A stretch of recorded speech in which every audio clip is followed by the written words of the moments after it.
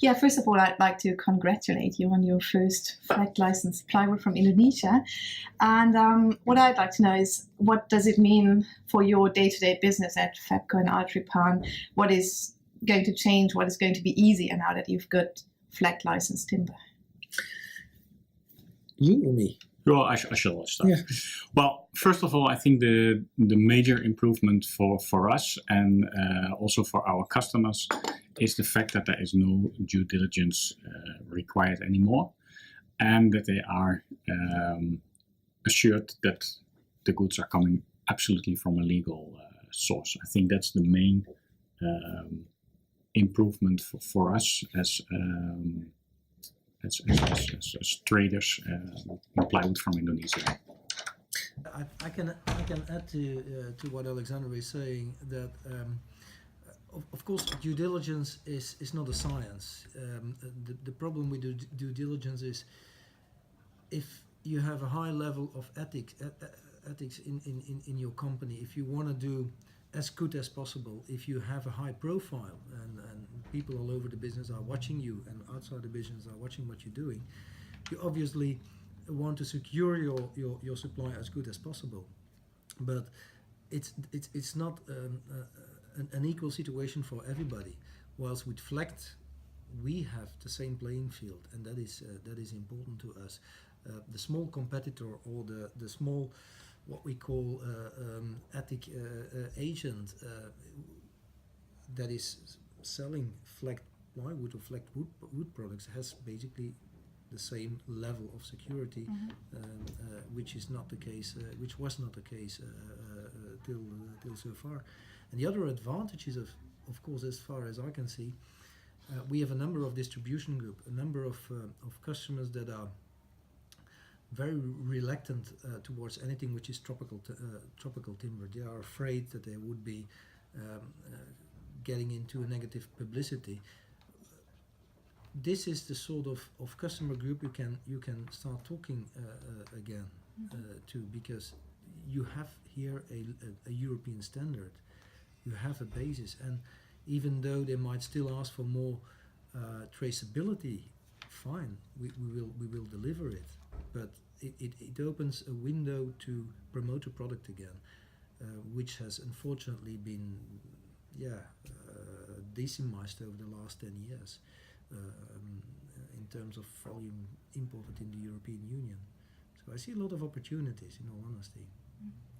So you do think Indonesia will have a competitive advantage?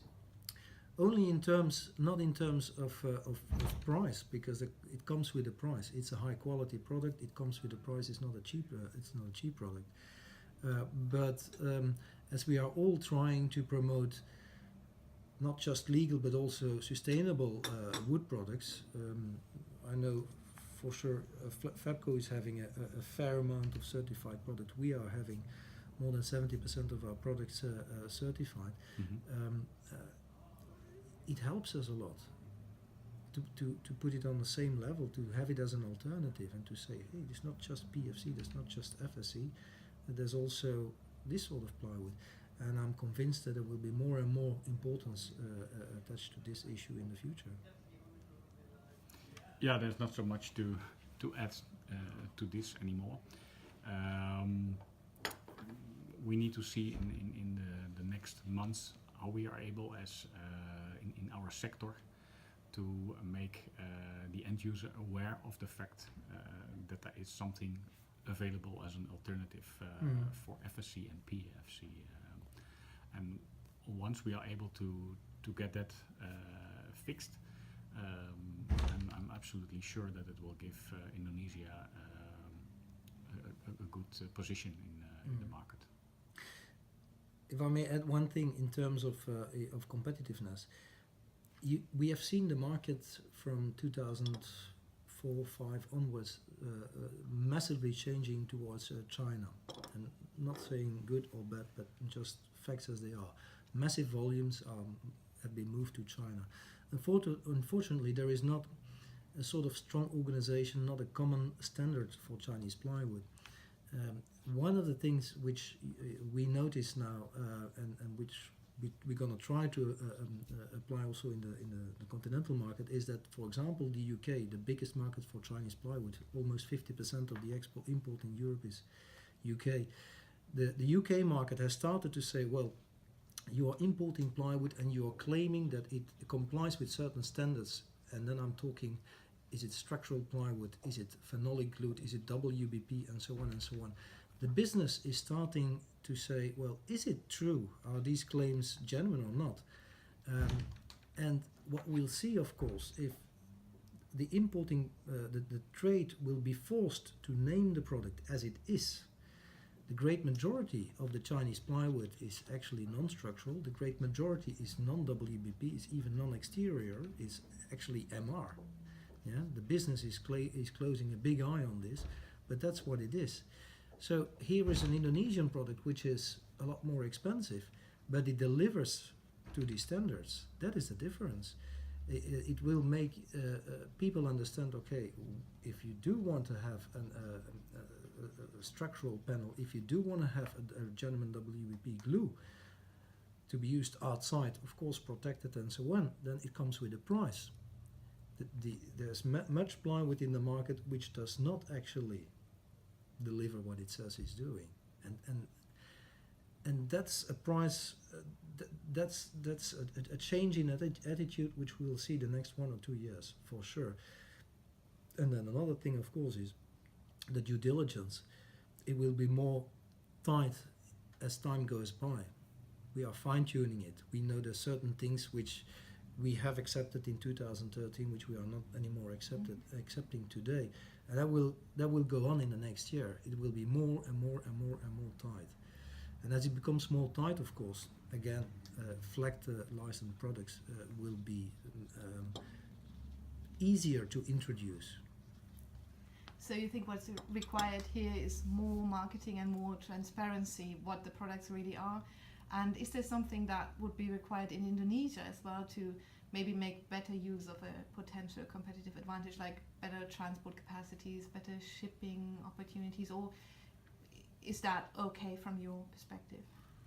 Well, I must say, since we have many years of experience already with Indonesia, for the moment we are not seeing any big issue what Indonesia has to improve to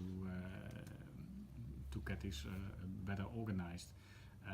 I think it's important that we all together keep working, even if it is FLEGT today, but that we are still keep the discussion going on. Where can we improve in general?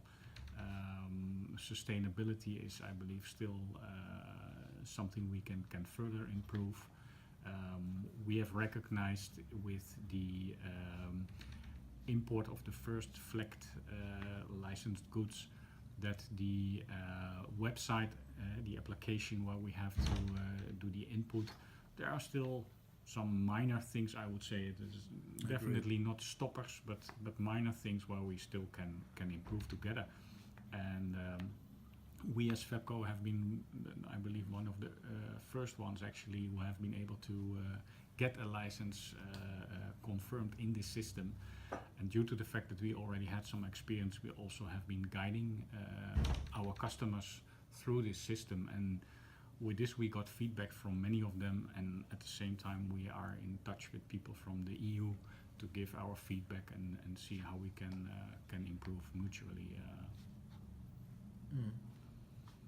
That is an important administrational thing, and then of course from the logistics side, what you mentioned is correct. It's a complicated country. It's the wood products are coming from all over a country which has a huge coastal side, an enormous amount of islands. So logistics will improve as the product is getting better introduced again into the European Union, because it will be easier to ship it this side of the world. Yeah. And how are your customers responding to FLEGT licenses now being available? Do you feel any perceptible increase in demand for Indonesian products now? Or? No, zero, unfortunately. It is too early.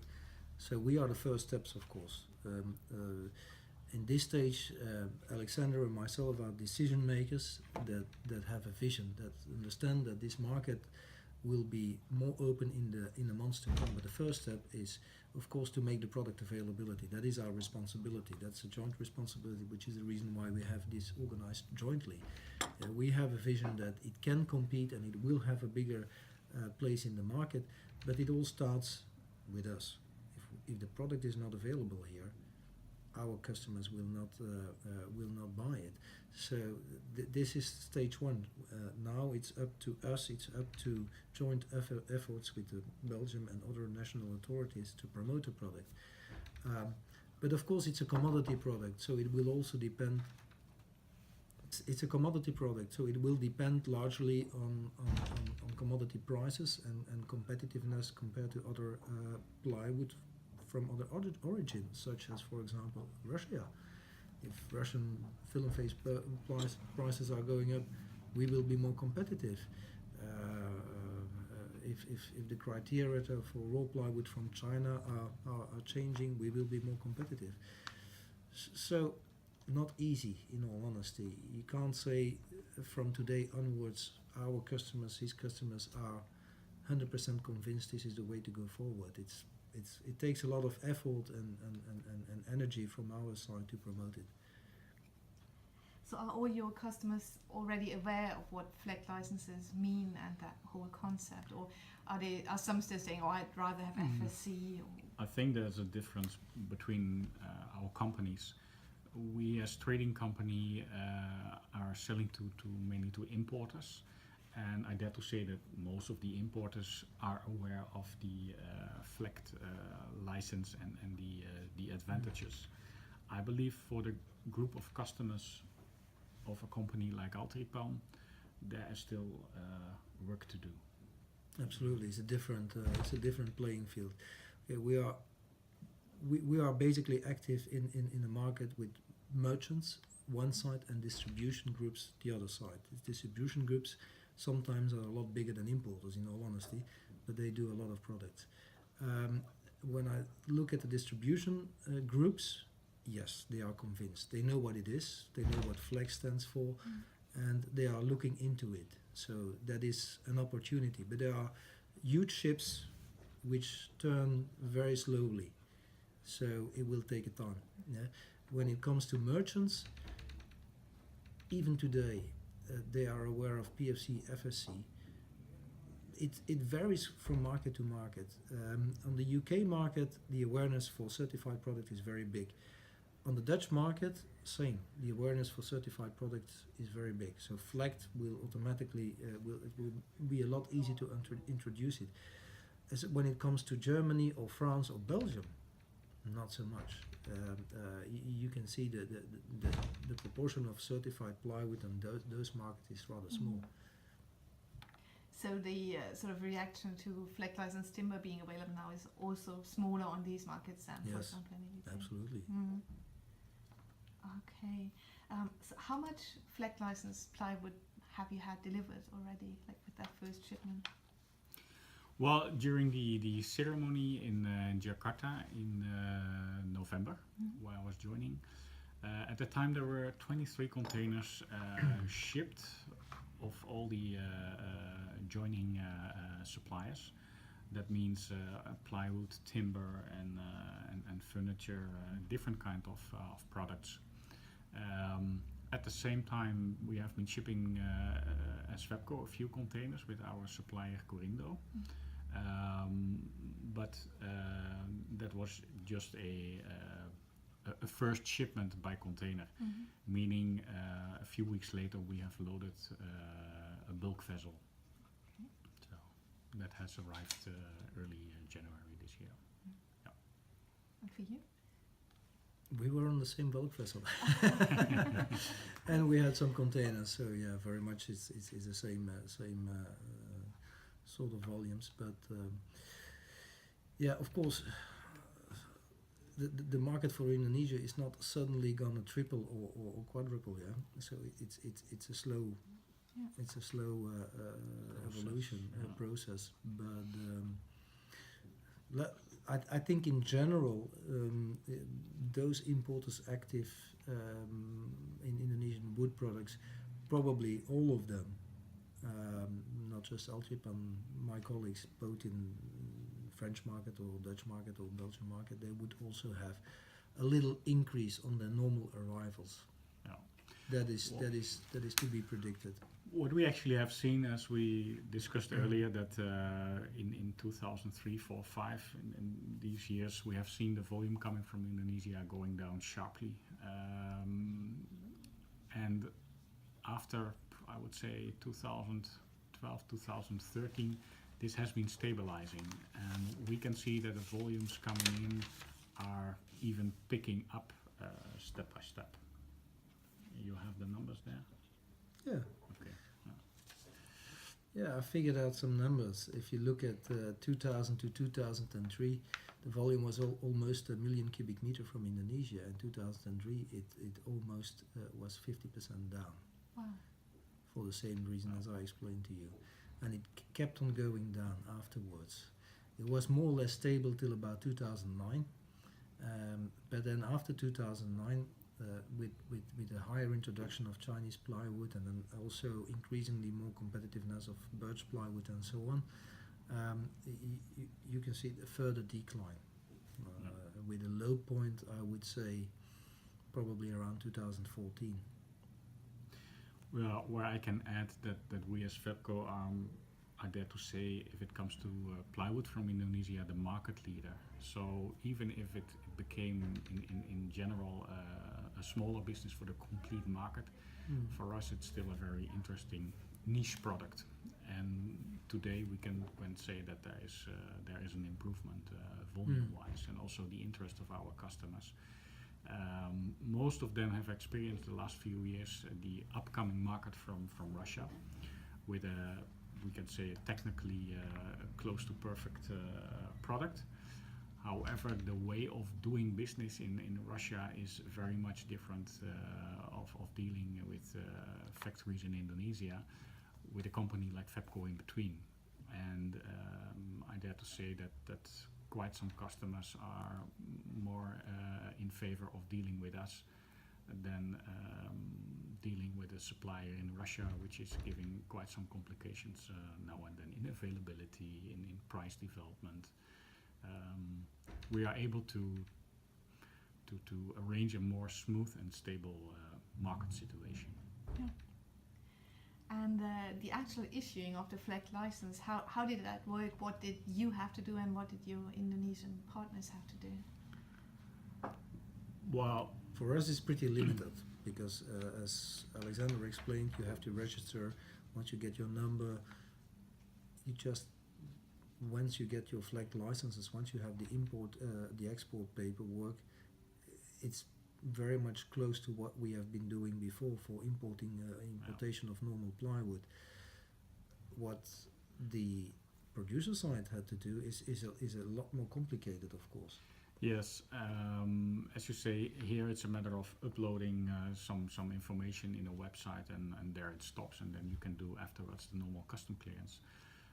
However, the suppliers, or actually all exporters in Indonesia, have been working very hard the last few years to get all a so-called SVLK certificate.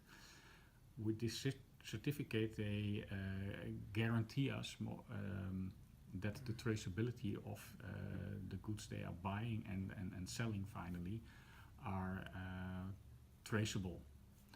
And this has been quite a difficult job for most factories to get that well organized and finally get these certificates.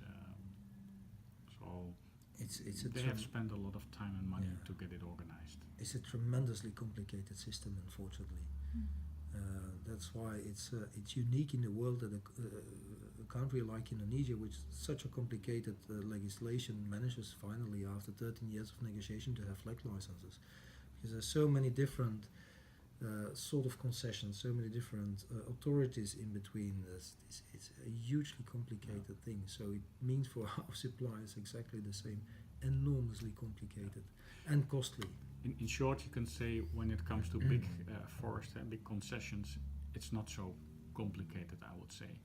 The difficulty is that the fact that there are many small farmers One has a few trees here, one has a few trees there.